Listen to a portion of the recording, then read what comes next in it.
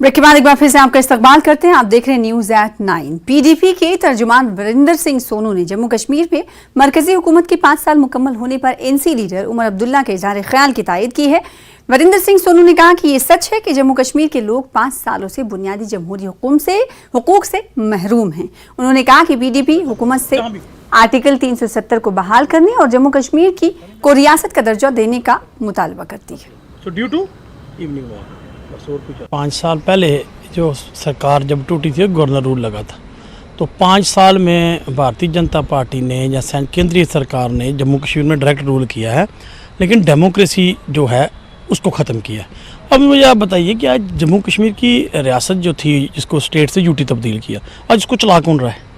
लोगों की सुनवाई कोई नहीं है। बाबू तंत्र जहाँ हावी है, ब्यूरोक्रेसी यहाँ सरकार चला रही है, ब्यूरोक्रेसी को पता नहीं चलता है, सुबह फैसला लेते हैं शाम को वापस करना पड़ता है। तो डेमोक्रेसी वाकया में जम्मू कश्मीर में नहीं है इस वक्त। क्यों? क्योंकि हमारी असेंबली नहीं है। और अब ये कहते हैं जी आप पंचायत को या म्यूनसिपलिटी को डेमोक्रेसी नहीं मानते। भाई है वो 3 टायर है।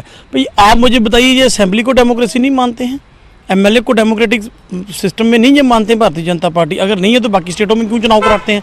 तो ये मैं कहता हूँ कि जम्मू कश्मीर के साथ मैं समझता हूँ कि धोखा जो है वो पिछले 5 सालों से भारतीय जनता पार्टी की केंद्र की सरकार के द्वारा किया गया है।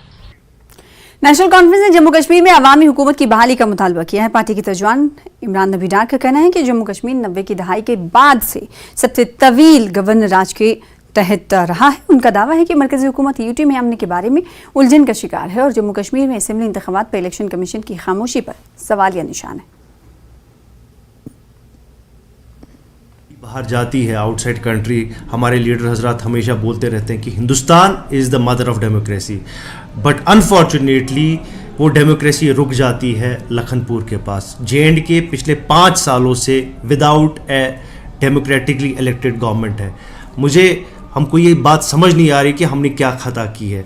आज 2nd लॉन्गेस्ट प्रेसिडेंट्स रूल है जम्मू कश्मीर में। इससे पहले 90s में हुआ था, जो रहा था कोई ज़्यादा डिफरेंस नहीं है, 5 साल और 9 महीने रहा था वो। अब मुझे लगता है अगर ये और कंटिन्यू करेगा हम उस रिकॉर्ड को भी बीट कर देंगे।